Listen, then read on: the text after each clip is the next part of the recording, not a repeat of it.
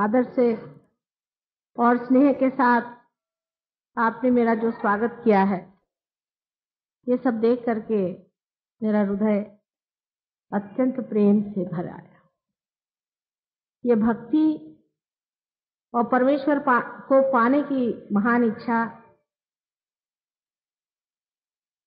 कहाँ देखने को मिलती है।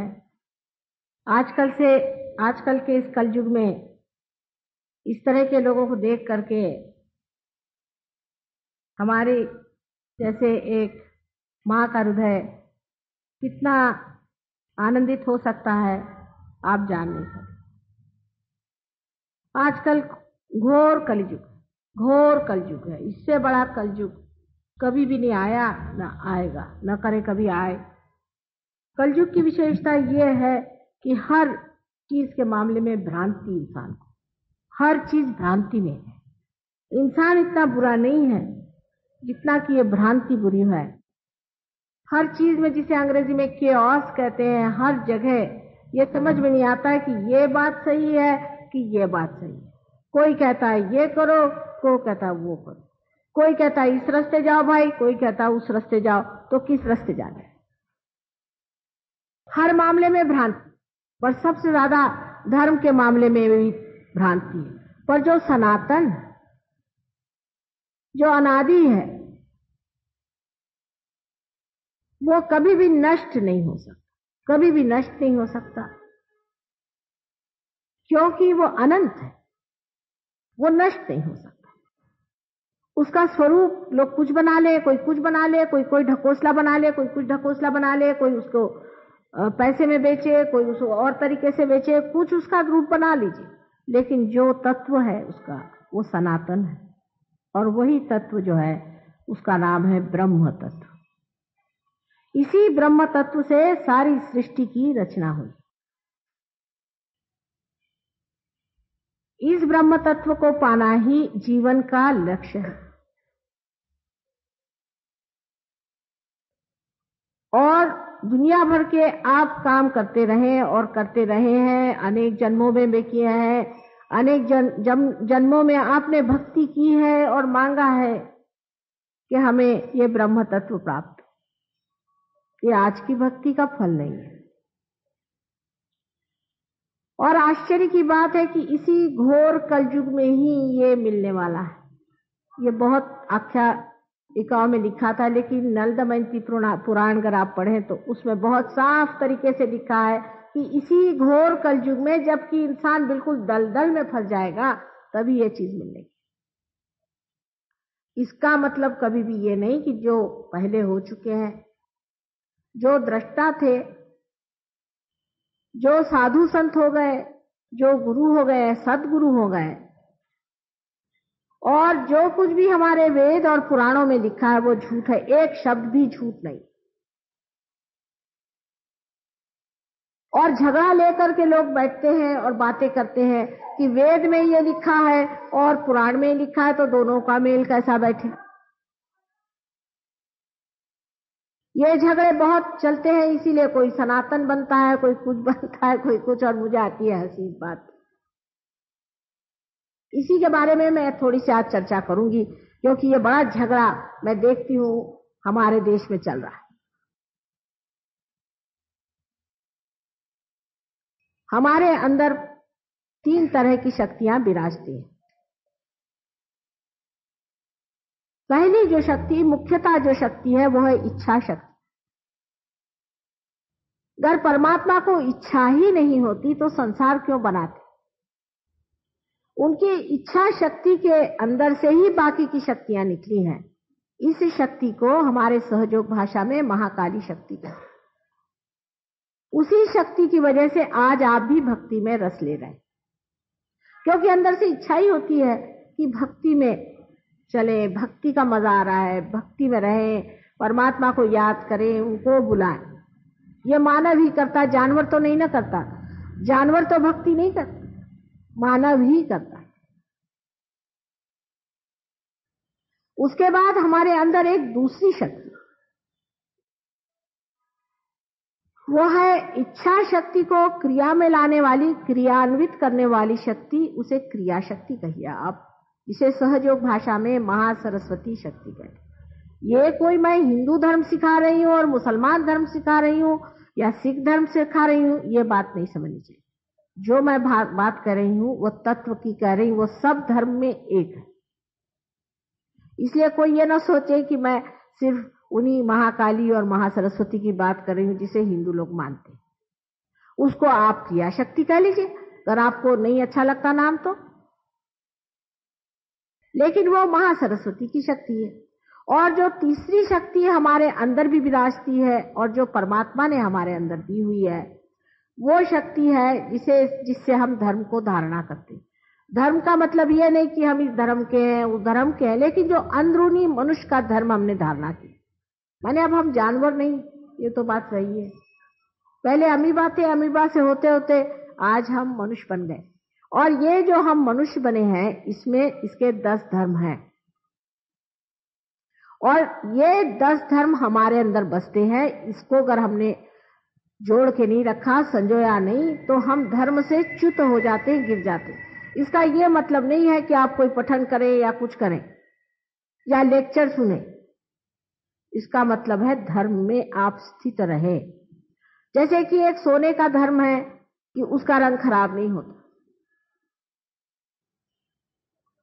जैसे कि एक कार्बन का है कि उसके अंदर 4 वैलेंसीज होती है, उसी प्रकार मानव का धर्म है, उसके अंदर 10 धर्म है।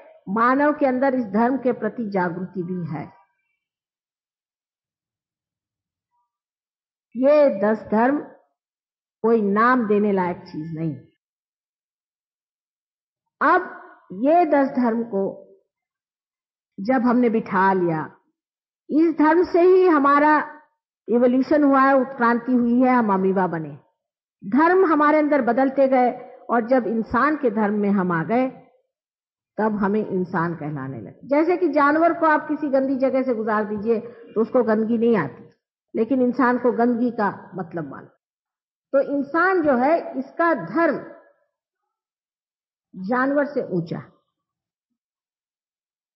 अब जो दशा आने वाली है ये धर्म से परे। अब आपको कोई धर्म का पालन नहीं करना पड़ेगा, आप हो ही जाएंगे धर्म। धर्मातीत इसे कहते हैं।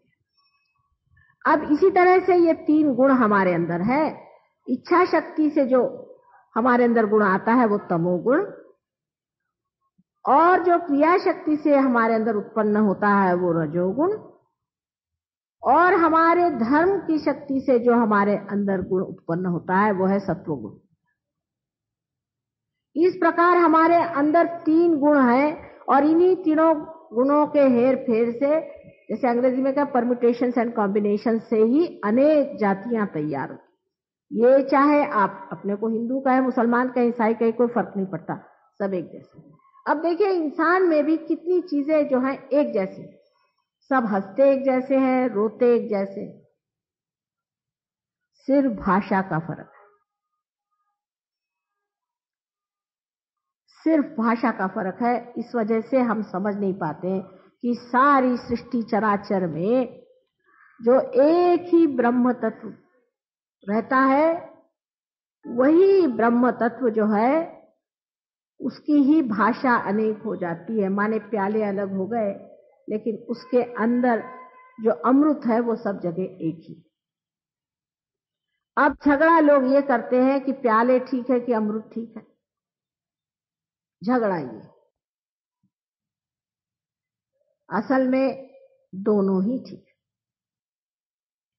कुछ कुछ ऐसे भी प्याले भगवान बना देते हैं कि उसमें पूरा की पूरा अमृत बैठ जाता है। आखिर अमृत भी तो प्याले में ही आएगा, अगर प्याला नहीं होगा तो अमृत कैसा आएगा? यही झगड़े की बात है कि लोग प्याला और अमृत को अलग समझते हैं। यानी यही ब्रह्म तत्व को जानने के लिए ही वेद लिखे गए। वेद तब लिखे गए, वेद विद से होता है। विद शब्द का मतलब है जानना। और अगर सारे वेद पढ़ करके भी आपने अपने को नहीं जाना तो वेद व्यर्थ, वेद का अर्थ ही खत्म हो गया। अगर आपने अपने को नहीं जाना, आप गए, आपसे बहुत भाषण हुए, लेक्चर हुए, सब हुआ, और आपने अपने को नहीं जाना, आप सिद्ध ही कैसे करेंगे कि परमात्मा है? कोई सिद्धता है आपके पास? आपके बच्चे यहाँ कल मंदिर में नहीं आएंगे, कहने का है पर से भगवान है, कोई सिद्धता नहीं। इसलिए जब आप अपने को जान लेते हैं तो आपके अंदर से ही ब्रह्म बहना शुरू हो जाता है। मैं यहाँ आपको वही चीज देने आई हूं जिसको आप हजारों वर्षों से खोज रहे थे, जो आपकी अपनी है, आपकी अपनी ही है, सिर्फ मुझे कुंजी उसकी मालूम है। मैं कुछ अपना नहीं दे रही हूं, आपका जो है आप ही को सौंपने आई। आप अपने को जान लीजिए और इस ब्रह्म तत्व को पा लीजिए।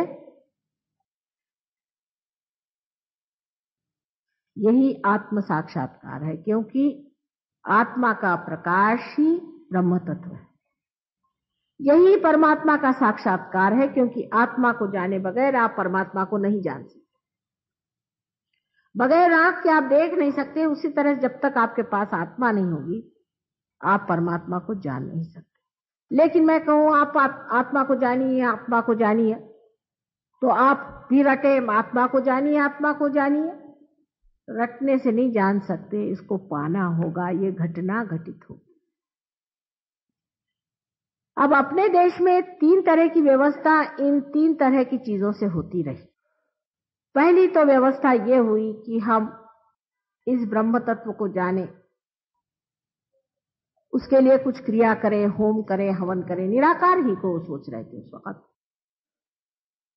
उन्होंने साकार की बात तब नहीं करी, उस वक्त उन्होंने निराकार की बात की कि हम निराकार को जाने, होम करें, हवन करें, ये करें, वो करें, मंत्र कहें, किसी तरह से जागृति हो जाए।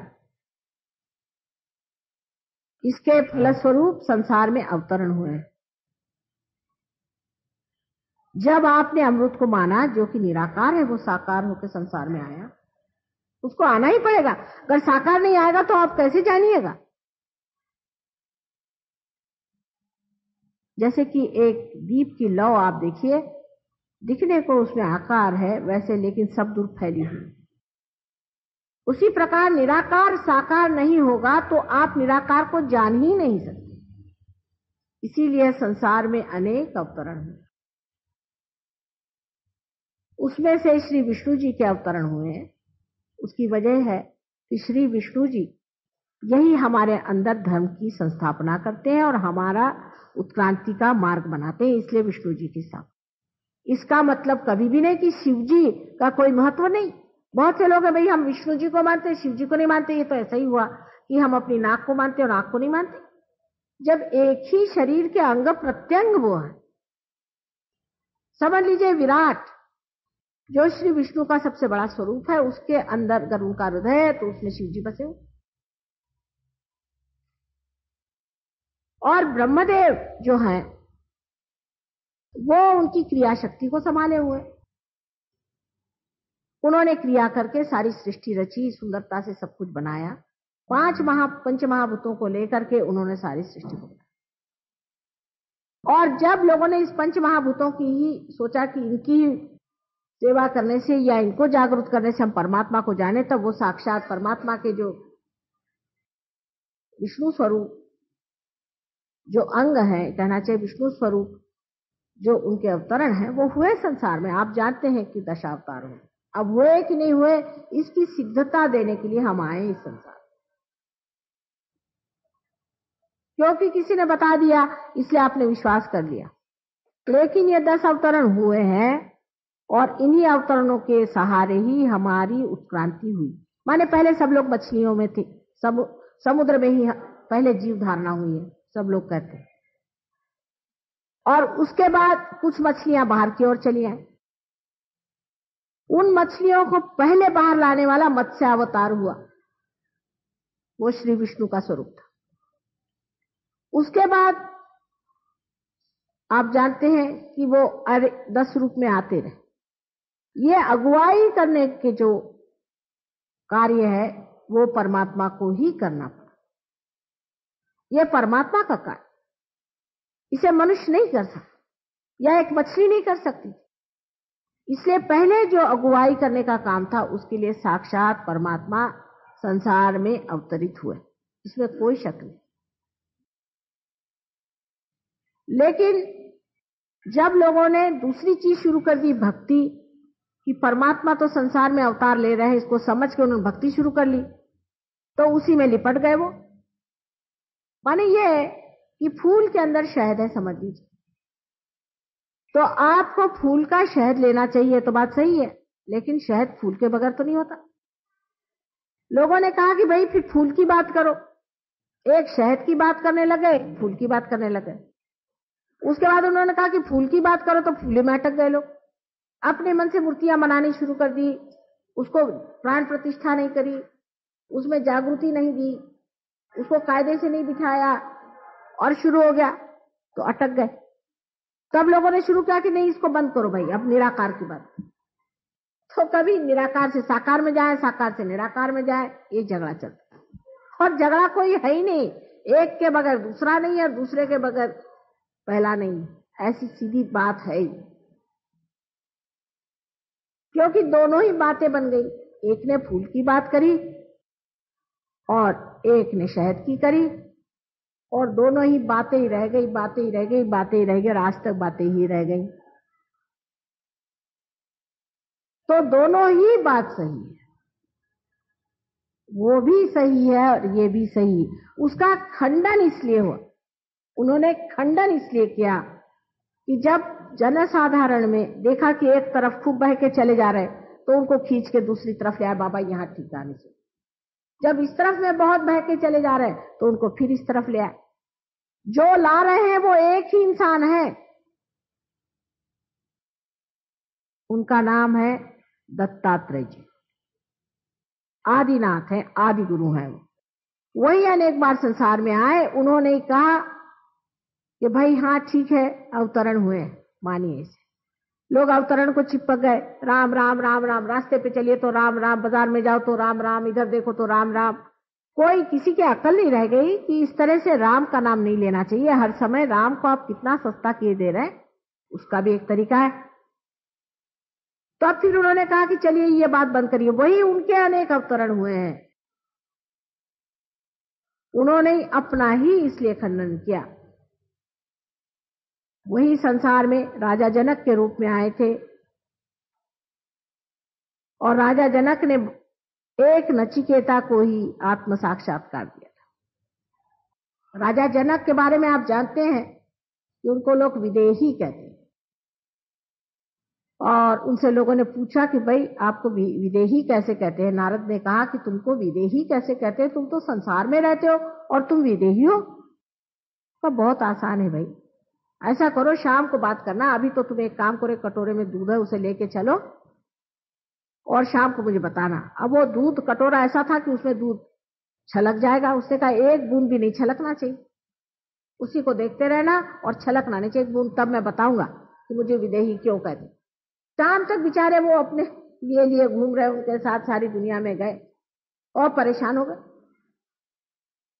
जब शाम को लौटे तो उनका अब तो बताइए, मैं तो तंग आ गया, सारा दिन इस तरह आपके साथ घूमता रहा। कहने का पहले ये बताओ कि तुमने क्या देखा। उन्होंने क्या देखा, मैं क्या देखता, मैं तो पूरी समय दूध ही देखता था कि गिर न जाए। पहले मैं प्रोसेशन में गया, फिर मेरे बड़ा भारी दरबार था, वहां नृत्य हुआ, कुछ नहीं देखा तुमने? कहले कुछ नहीं देखा। राजा जनक ने कहा कि बेटे मेरा यही हाल, मैं कुछ देखता नहीं हूं, मेरा सारा चित्त मैं अपना देखते रहता हूं, कहीं छलक न जाए, मेरा सारा चित्त वही। यह अवतरण है। राजा जनक भी एक अवतरण है, बहुत बड़ा अवतरण है। वो इस संसार में गुरु के रूप में आए। उसी ने जिसको कि आज हम लोग सबसे फुटअव्वल करते हैं, मोहम्मद साहब भी वही है, कोई अंतर नहीं। और उनकी जो लड़की थी वो साक्षात जानकी थी, इसके आपको हम सिद्धता दे देंगे। बेकार में हम, हाँ अगर मुसलमान खराब है वो दूसरी बात है, लेकिन मोहम्मद साहब नहीं थे, उन्होंने भी वही बात करी। और फिर जब मोहम्मद साहब ने देखा कि मुसलमान इतने गधे हो गए, तब भी संसार में वो आए। और आपको मालूम है गुरु नानक के नाम से संसार में उन्होंने कार्य किया। वे सभी निराकार ही की बात कर रहे थे, क्योंकि उनको मालूम था इंसान चिपक जाएगा किसी चीज में, और उन्होंने हमारे धर्म को हमेशा संभाला।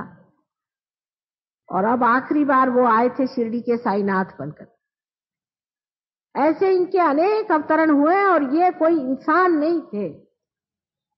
ये परमात्मा का जो सबसे अबोधिता का तत्व था, जिसे इनोसेंस कहना चाहिए, उसके अवतरण थे। और इनका जीवन भी उसी तरह से अत्यंत निष्पाप और निर्मल था। और वो साक्षात शक्ति उनके साथ, या तो बहन, जैसे जनक की लड़की सीता जी थी, मोहम्मद साहब की लड़की फातिमा थी, और आपको मालूम है कि गुरु नानक की बहन नानकी, ये जानकी साक्षात थी। इसमें कोई शंका की बात नहीं है मेरे लिए, लेकिन आपके लिए हो सकती। लेकिन इसको मैं सिद्ध कर सकती हूँ, क्योंकि जब तक आपके आंख नहीं आती आप इसको नहीं मान सकते, ठीक है। लेकिन आपको आंख देने पर तो आपको मानना ही पड़ेगा कि सफेद सफेद है, झूठ झूठ है। तो किस बात का झगड़ा है फिर? ये तो अंधेरे में लोग आपस में मार रहे हैं। एक बार आंख खुलने पर मैं बताती हूँ आपसे, आप सारे संसार की जो ये सबसे बड़ी माया है, इसको पहचान लेंगे। ये सब लोग एक हैं, इनमें कोई अंतर नहीं। अब जो हमने वेद वगैरह रचे और जिससे हमने पंचमहाभूतों का हमने कहा कि पंचमहाभूतों को मानिए और उनके हिस्से करिए, ठीक है, तो निराकार की बात हो गई। लेकिन साकार भी चीज है, भक्ति भी है, और साकार परमात्मा राम, श्री राम, परशुराम, इतना ही नहीं, श्री कृष्ण साक्षात इस संसार में आए, अवतरण उन्होंने किया। ये साक्षात श्री विष्णु के अवतरण है, इसमें कोई भी शंका की बात नहीं मेरे लिए। और शिव अवतरण नहीं लेते, शिव का अवतरण नहीं होता। ब्रह्मदेव ने भी एक दो अवतरण लिए, लेकिन शिव जी ने कभी अवतरण नहीं लिया, क्योंकि वो सदा शिव है। विष्णु के अवतरण हुए हैं, और उन अवतरण में आपको जान लेना चाहिए कि उन्होंने संसार में आकर के हमें आज मनुष्य बना दिया, उनकी वजह से हम बने, और उन्हीं के वजह से हमने ये भी जाना है कि संसार में अवतार आते हैं। लेकिन श्री कृष्ण ने ये बातें सिर्फ एक अर्जुन से बताई, एक अर्जुन से बताई, सबसे नहीं बताई, सब जनसाधारण को बताने की बात है। भक्ति का मार्ग चल रहा था, भक्ति में लोग आवाहन कर रहे थे परमात्मा को, और इधर लोग जो है वेद में वो लोग वे पंच महाभूत थे, उनको जागरूक कर रहे थे। और एक बहुत गुप्त तरीके से दूसरा जो मार्ग बन रहा था, उसमें राजा जनक जैसे लोग प्रयत्न कर रहे थे कि आत्मा का साक्षात्कार हो जाए, लेकिन ये बात गुप्त थी। श्री कृष्ण ने भी ये बात सिर्फ अर्जुन से बताई, और वो भी घूम फिरा के बताई, क्योंकि उन्होंने देखा इनकी अभी समझ में आ नहीं रही बात। अब गीता पे फिर मैं कभी बोलूंगी, आज तो इतना समय नहीं। अब जब हमने देखा बाद में कि लोगों में ऐसा है और लोग बेकार में झगड़ा कर रहे, तब स्वयं नानक जी संसार में आए थे और उन्होंने बताया कि बेकार में आप झगड़ा कर रहे हो, क्योंकि उन्होंने सोचा कि मैं ही तो था और मेरी ही जगह अब ये मेरे ही शिष्य लोग अब झगड़ा कर। तो उन्होंने आके समझाया, भाई क्यों झगड़ा कर रहे हो, वो चीज एक ही थी, चीज एक ही थी।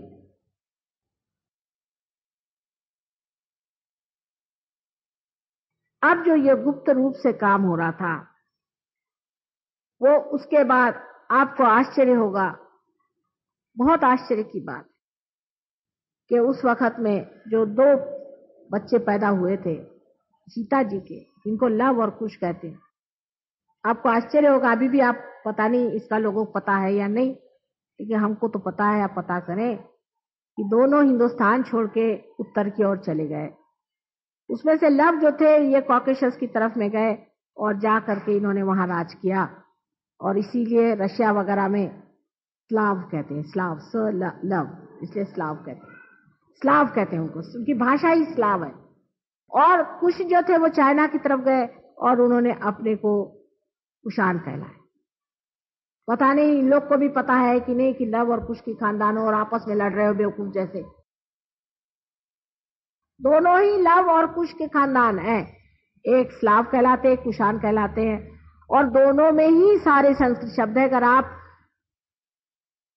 देखें तो रशियन भाषा में इतने संस्कृत शब्द है जरा बिगाड़े हुए, जैसे वो किसी चीज को कहेंगे बहुत अच्छा है या किसी को मिलेंगे तो नमस्ते करेंगे तो कहेंगे हरोश शिवाय। उनके इसमें प्रवदा, उनके आपने सुना होगा न्यूज़पेपर, प्रवदा, वद, अपना वद, वेद से वद, प्रवदा, प्र माने जिसे कहना है जागरूक, एनलाइटेंड। उनकी सारी भाषा में आप देखिए सारा संस्कृत पे ही। इधर मैं चाइना गई थी, मुझे अब भी वहां के सारे ही शब्द संस्कृत पे बसे, लेकिन वो भी नहीं जानते कि हम भाई बहन हैं, मूर्ख जैसे लड़ रहे हैं। क्या कर, कौन उनको समझाए कि तुम दोनों जुड़वे भाई के लड़के हैं, और क्या कर रहे, किस चीज के लिए लड़ रहे, इससे कोई तुम्हारी मां को सुख होने वाला है? अब जो ये बीच की धर्म व्यवस्था हमारे अंदर बनी हुई है, जिसमें अवतरण होते गए और बहुत ही गुप्त रूप से होता गया, उस वक्त यही दोनों बेटे इस संसार में बार बार पैदा हुए। उसके बारे में लोगों को मालूमात नहीं, लेकिन झगड़ा करने में हम लोग बहुत होशियार हैं, लेकिन उसके बारे में मालूमात नहीं, क्योंकि हिस्ट्री में इस बात को कोई लिखता है। बुद्ध और महावीर ये दोनों बेटे थे, यही दोनों बेटे बुद्ध और महावीर बन के आए, और हम लोग झगड़ा कर रहे हैं। अरे अगर हिंदू राम को मानते हैं तो उन्हीं के ये दोनों बेटे हैं, झगड़ा किस चीज का कर रहे हो तुम? और थे कि नहीं उसकी हम आपको सिद्धता दे सकते हैं। अब बहुत से लोगों का ये कहना है कि ये चीज किताब में लिखी नहीं। हर एक चीज किताब में लिखने लायक होती भी नहीं। किताब पढ़ के आप पूरी बात, गीता तो मेरे समझ में बहुत ही कम लोगों के समझ में आई है। उसका बहुत ही सिंपल सी बात है, बहुत ही सीधी सी बात है, किसी की खोपड़ी में आई नहीं, सबके खोपड़ी पे से चली गई। तो इसमें यह समझ लेना चाहिए कि मैं जो बात कह रही हूं उसमें से बहुत सी बातें आपको किताबों में भी नहीं मिलेंगी, क्योंकि मैं जानती हूं, मैं आपसे बता रही हूं, और इसकी मैं आपको सिद्धता दे सकती हूं कि ये बुद्ध और महावीर जो थे, ये कोई दूसरे नहीं, श्री राम के लड़के लव और कुश थे।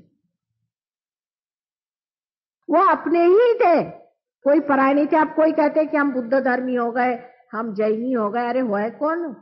सब सनातन ही है। जब आप कहते हैं हम सनातन है, तो सोचना भी चाहिए कि सनातन का आंचल बहुत बड़ा है, तो उसके नीचे सब लोग आ गए, कोई छूटने वाला नहीं है। यही बुद्ध जबकि आए संसार में, इन्होंने सिखाया कि आप मूर्ति पूजा नहीं करो, ये नहीं करो, वो नहीं करो, क्योंकि लोग मूर्ति पूजा की हद कर दी थी उन्होंने। इसलिए जब सिखाया और जब देखा कि वो चीज पूरी तरह छूट के बुद्ध धर्म इतना बुरी तरह से फैल गया और उन्होंने इतनी बेवकूफियां शुरू कर दी, तो खुद उन्होंने ही इस संसार में जन्म लिया, और वही हमारे हिंदू धर्म के संस्थापक, जिन्हें हम मानते हैं आदि शंकराचार्य, वही थे। ये बुद्ध ही थे, फिर से आए अपना ही खंडन करने के लिए, क्योंकि इन बुद्धू लोगों को कौन समझाए? बुद्ध माने जागरूक, जिसने जान लिया सो। कितने बुद्ध हैं? बुद्ध बेवकूफ जैसे, वो उनसे कहा कि पूजा नहीं करो तो एक दांत लेकर के बैठ गए, फलाना लेकर के बैठ गए, उसी से झगड़ा। इंसान को कोई ना कोई बहाना चाहिए झगड़ा करने का, और सब में एक ही तत्व है, सब में एक ही तत्व है, पर झगड़ा पता नहीं क्यों कैसे ढूंढ लेते हैं, कोई ना कोई बात झगड़े की ढूंढ लेते हैं। आदि शंकराचार्य ने कहा था, न योगे न सांख्ये न, योग सांख्य से कुछ नहीं होने वाला, मां की कृपा से ही सब कुछ होने वाला है। उन्होंने बहुत बड़ी किताब एक लिखी थी, विवेक चूड़ामणि। पता नहीं आप लोग पढ़ते हैं कि नहीं, पढ़ते होंगे जरूर, क्योंकि आप सनातन धर्मी हैं, तो जिन्होंने इसकी संस्थापना करी वो तो पढ़ते ही होंगे। इतनी बड़ी किताब विवेक चूड़ामणि लिखने के बाद उन्होंने दूसरी किताब लिखी जो सौंदर्य लहरी है, पता नहीं आप लोग पढ़े होंगे। सारा उसमें मां का वर्णन है पूरा, यहां तक कि उनका आकार प्रकार, उनका तौर तरीका, उनको कौन सा तेल पसंद है, सर में कौन सा तेल लगाती है, सारा बारीक लिखी। विवेक चूड़ामणि तो इतनी बड़ी भारी चीज लिख दी, और अब ये मां का वर्णन क्या लिख रहे? पहले उसके सिवाय इलाज नहीं, मां के सिवाय इलाज नहीं, वही सब करेगी, ये शक्ति का काम। इसलिए हम सब शक्ति के पुजारी हैं। आप किसी भी धर्म में रहें, आप सब शक्ति के पुजारी हैं। वेद में मां को ई करके कहा गया, ई शब्द से, उसका शब्दों का फर्क है, लेकिन शक्ति को ही पाना है। और शक्ति भी क्या शक्ति है? ये ब्रह्म की शक्ति है। और ब्रह्म क्या है? ये परमात्मा की इच्छा और परमात्मा का प्यार है। अगर परमात्मा को आपसे प्यार नहीं होता तो ये सरदर्द वो क्यों लेते? ये सारी सृष्टि बनाना भी एक बड़ा भारी सरदर्द है। इतनी सारी सृष्टि उन्होंने बनाई क्योंकि उनका आपसे प्यार था, और आज भी उसी प्यार में वो चाहते हैं कि आप उनके साम्राज्य में उतरे। ये सारे झगड़े हैं, झगड़ों में कुछ नहीं।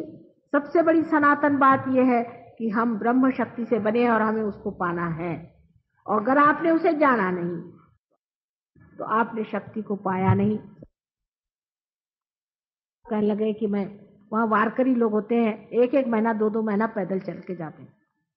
वो हुआ, मैं वहां पैदल चल के जाता था, महीना महीना पैदल चलता था, वहां जाता था तो मेरा सर ही फोड़ देते थे लोग, और उसमें परेशान हुआ, भगवान नहीं मिले। फिर मैंने सोचा अब और कोई सा धर्म कर ले।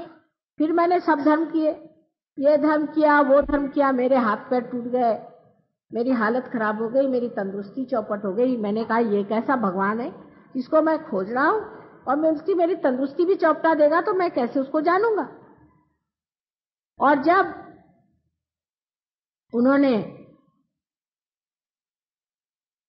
जाना कि हम वहां गए हुए हैं तो हमसे मिलने आया और कहने लगे माँ अब बताओ मैं क्या करूं। मैंने कहा बेकार में तुम इधर से उधर अपनी दल बदलते रहे। अपने माथे पे लिखा हुआ रोज बदलने से कुछ नहीं होता कि मैं फलाना हूं ढिकाना हूं। तुम सिर्फ इंसान हो पहली बात, और दूसरे तुम परमात्मा के पुत्र हो, तुम आत्मा हो और कुछ नहीं। उसको तुम्हें पाना है। इस तरह से अपने पर ब्रांड मत मारो, लड़ाई झगड़े होते। आत्मा ही सनातन है, उसको पाना है। आत्मा ही चीज है जिसे पाना है। सबने यही कहा है कि क्यों भाई इधर उधर भटकते हो, अपने ही अंदर खोजो, अपने ही अंदर आत्मा है। जब आप आत्मा को पाइएगा तभी आपको पता होगा कि इन सब मूर्तियों का भी क्या अर्थ है, ये क्या चीज है और इसका हमारे अंदर स्थान कहाँ है। उनको जागरूक कैसा करना, इनको जागरूक कैसा करना, इनकी प्राण प्रतिष्ठा कैसे करना। तो सिर्फ ब्रह्म की बात ही नहीं है, ब्रह्म का पाना है। और उसके बाद इस सारे ब्रह्म विद्या को आपको पूरी तरह से जान लेना। सारी ब्रह्म विद्या आप जान सकते। यही सहज योग है। इसको सहज कहते हैं क्योंकि सहज आपके साथ पैदा हुआ। आपके अंदर कुंडलिनी शक्ति है जो आपके साथ पैदा हुई। ये जीवंत है, कोई मरी हुई चीज नहीं है, जीवंत है। जैसे कि अंकुर होता है उस तरह से आपके अंदर वो स्थित है।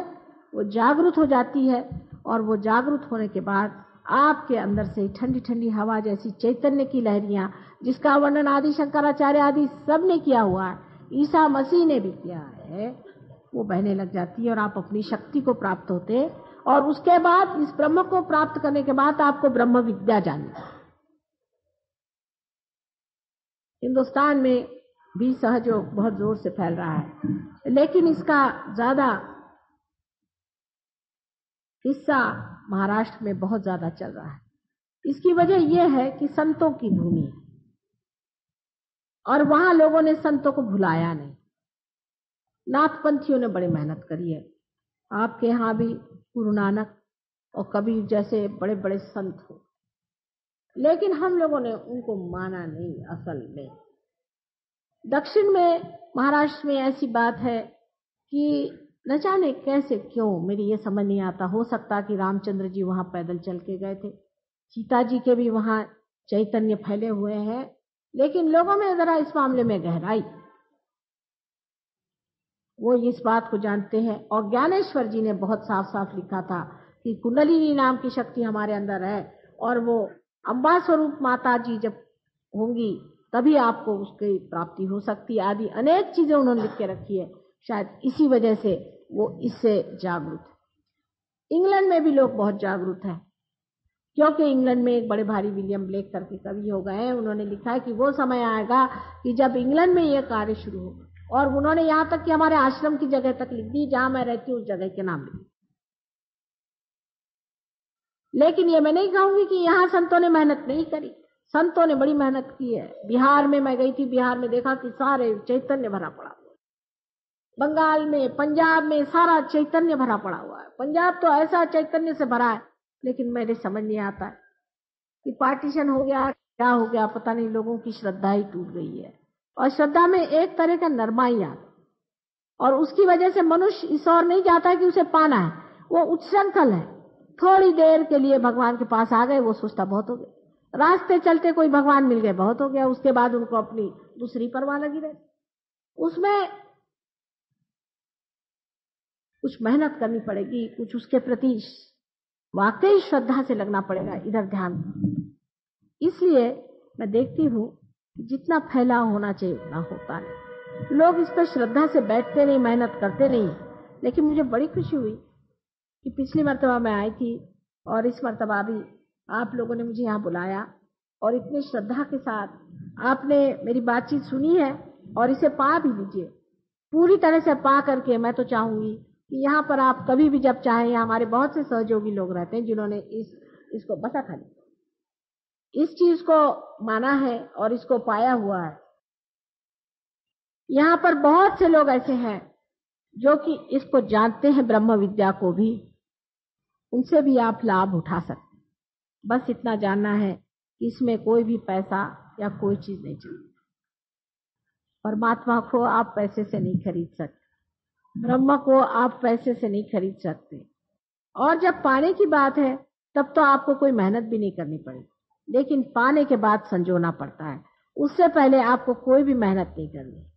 उससे पहले आपके पास है, इसलिए सहज हो जाता है। पर आज सहज योग महायोग की स्थिति में आ गया है, क्योंकि पहले सहज योग जो था जनक के समय में तो एक नचिकेता के ही लिए बना था। उसके बाद एक दो फूल आए, फिर 3-4 और फूल आ गए। लेकिन आज वो समय है जब बहार आ गई और इस बहार में अनेक फूल फल होने वाले। सिर्फ आप अपनी तह तक, अपनी गहराई तक उतरे। असल में होता क्या है, अब देखिए ये औरतें चली जा रही, इसका क्या मतलब है कि इनमें गहराई नहीं है बिल्कुल। कि चीज को पालो, मैं कहती हूँ पा करके और उसमें थोड़े गहरे थोड़े से गहराई में उतरना चाहिए। और उस गहराई में आपका सारा पूर्व जन्म का पुण्यकृत है, उसमें आप फिर समाइए। पहले थोड़ी सी मेहनत करके उस गहराई में उतर जाइए और उसके बाद वहां जो पूर्व संचित जितना कुछ है उसे आप पाइएगा। लेकिन इस तरह से लोग क्या है, एक माता जी का भाषण सुन गए, दूसरे का सुन गए, इस तरह से जो लोग करते हैं, ऐसे लोगों के लिए सहयोग नहीं है। पर इसका नुकसान बाद में होगा। अभी इसके जो फायदे हैं उसे लेना चाहिए। इससे अनेक फायदे होते हैं। आप जानते हैं यहाँ पर एक देवी जी बैठी, उनका लड़का एकदम पागल जैसे था, अभी आई हुई, उसके एकदम पागलपन ठीक हो गया। कितने ही लोग हैं यहाँ दुनिया में जिनको इससे लाभ हुआ है, जिनकी तंदुरुस्ती ठीक हो गई। क्योंकि ये सारे 7 चक्रों में सारे ही देवता विराजते हैं। वो जागरूक हो जाने से उनका आशीर्वाद मिलता है। आपकी हर तरह के प्रश्न तब टूटेंगे जब आप योग में उतरेंगे। कृष्ण ने भी कहा कि योगक्षेम वहाम्यहम्। योग से पहले आप भगवान से आके कहे भगवान ये कर दो, आपका संबंध ही नहीं हो भगवान से, तो क्षेम कैसे होगा? फिर आप कहे मैं भगवान से गिड़गिड़ाता रहा, भगवान ने मेरा काम ही नहीं करा। पहले आप कनेक्शन करा लीजिए, कनेक्शन के बाद आपको कहना भी नहीं पड़ेगा। फिर क्षेम, क्योंकि उनके साम्राज्य में आ गए, आप उनके नगर के वासी हो गए, तो वो आपको संभालेंगे और देखेंगे। और देखते ही यहाँ हर एक सहयोगी आपसे बताएगा। एक एक अगर आदमी लिखने जाए तो इतनी बड़ी पोथी लिख के रख सकता है कि कितने चमत्कार हुए। ऐसे ऐसे एक्सीडेंट हुए हैं कि लोग 80-80 फुट पे से गिर गए और जैसे कि किसी ने उठा लिया हो। बहुत बड़ी बड़ी बातें हो गई हैं, वो सब बताने बैठूं तो उसका कोई अंत नहीं।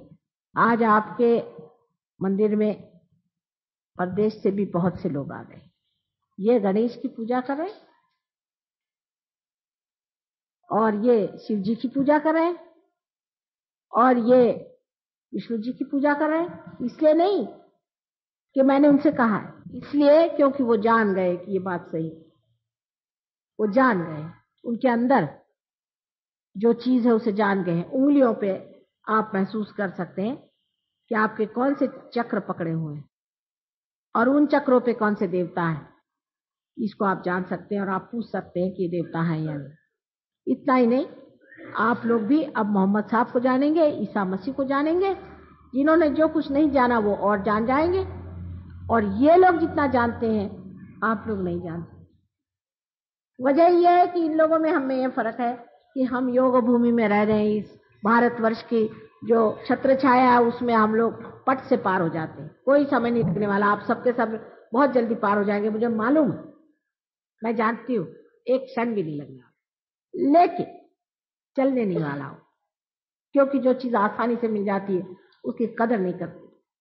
और इन लोगों पे एक एक पे मैंने 3-3 महीने हाथ तोड़े, तो इनको बड़ी कदर है। ये गहराई में उतर गए उसके, ये गहराई में उतर गए उसके, इन्होंने उसको बिल्कुल ब्रह्म विद्या को साक्षात कर लिया। तो जो भारतीय, जो कि अनेक जन्मों के पुण्यों से इस भारतवर्ष में पैदा हुआ है, वो इनसे कम पड़ जाता है। और ये पुण्य आपके पास बहुत है, क्योंकि आप अपनी गहराई नहीं छू पाते। ये मैं आपसे पहले ही आगाह कर देती हूँ कि पार करने को तो मैं कर दूंगी, लेकिन आगे का आपको देखना होगा। आगे जो मेहनत है वो आपको करनी पड़ेगी, अगर नहीं करी तो जो पाया सो खो जाएगा। होता है अनेक लोगों का ऐसा होता है। मैंने देखा एक साहब आए थे, बड़े चिल्लाने लगे, एक बड़ी भारी आंगन में प्रोग्राम हो रहा था। माता जी मेरे तो एकदम अंदर से आग आग निकल रही, मेरे अंदर मैं मर रहा हूँ, आप मुझे ठीक करिए, सारे बदन में इतने इतने ब्लिस्टर्स और क्या क्या है। मैं कहा आते हैं। बहुत लोग थे, भीड़ भाड़, कुछ करते करते उनके पास पहुंचे। उनकी कुंडलिनी जागरूक करने से 5 मिनट के अंदर उनका सब कुछ ठीक हो गया। 5 मिनट के अंदर। वो अभी भी हैं यहाँ पर दिल्ली। उसके बाद कभी वो आए नहीं, कभी उन्होंने पता नहीं करी, कुछ नहीं किया। एक दिन मैं बाजार गई थी कोई चीज खरीदने, वहां मिले, अरे एकदम से पैर छुआ। मैंने कहा कौन भाई? पहले मैं भूल गया आप। मैं कभी मुझे तो याद नहीं कौन, मुझे याद भी नहीं रहता सच बात। फिर उन्होंने बताया बात। कह माँ मैंने आपका फोटो मेरे मोटर में भी रखा है, मैंने अपने मन में भी रखा है, मैं आपको शरणागत हूँ, ये है वो है। मैंने कहा भाई देखो, सहयोग जो है ये सामूहिक काम, अकेले का काम नहीं है कि आप घर में ले गए या जंगल में बैठ करके, उसमें नहीं।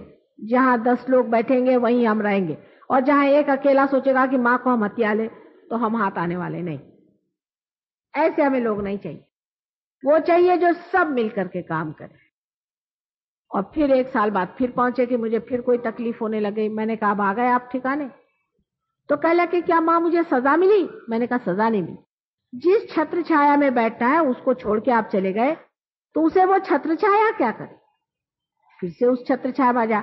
ये सामूहिक कार्य है, और इस सामूहिक कार्य को सबको सामूहिक तरीके से करना है। अगर आप चाहें कि माँ का फोटो हम घर में ले गए और रोज हम आरती पूजा करते हैं, तो बात मुझे मंजूर ही नहीं। सबको एक होना है, ये बहुत बड़ा सामूहिक कार्य है। सबको मिलजुल के रहना, सब भाई बहन है, और है कि नहीं वो आप उसका साक्षात करेंगे।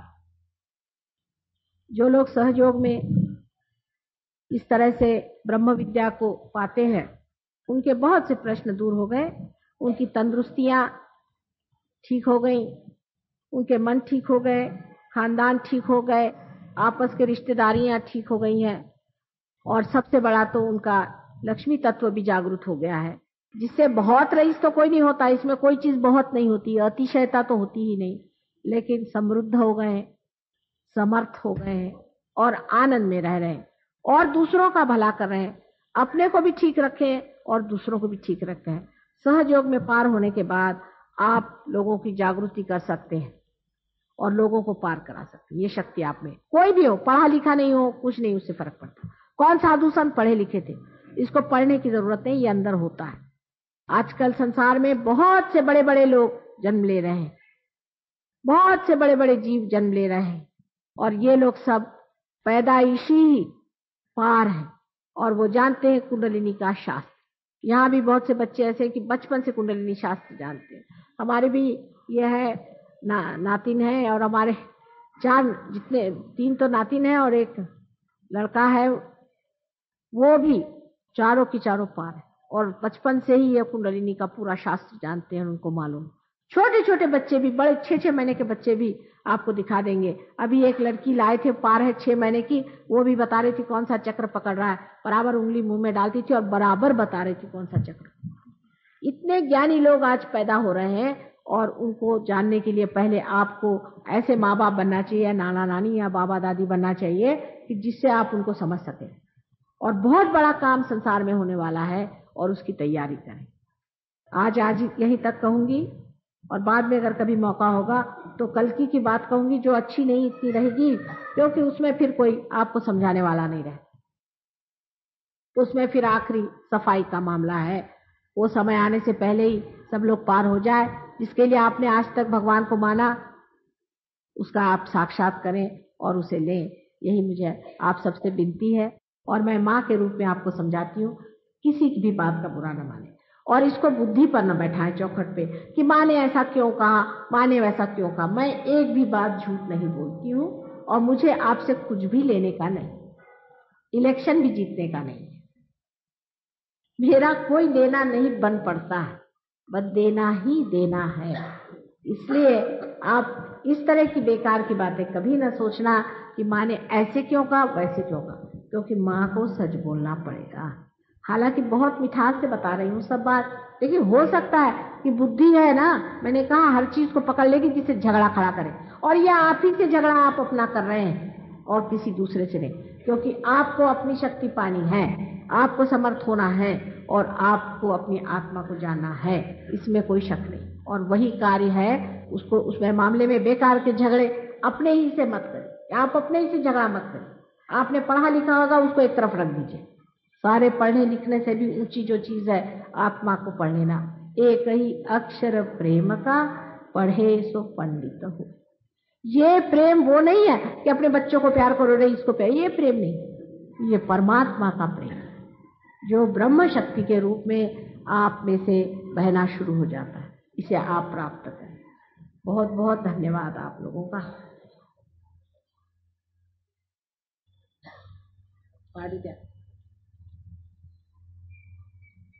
आप डॉक्टर हो, साइंटिस्ट हो, कोई भी हो, ये चीज सब ज्ञानों से परे चीज, इसको आप पालें, उसके फिर बात करें।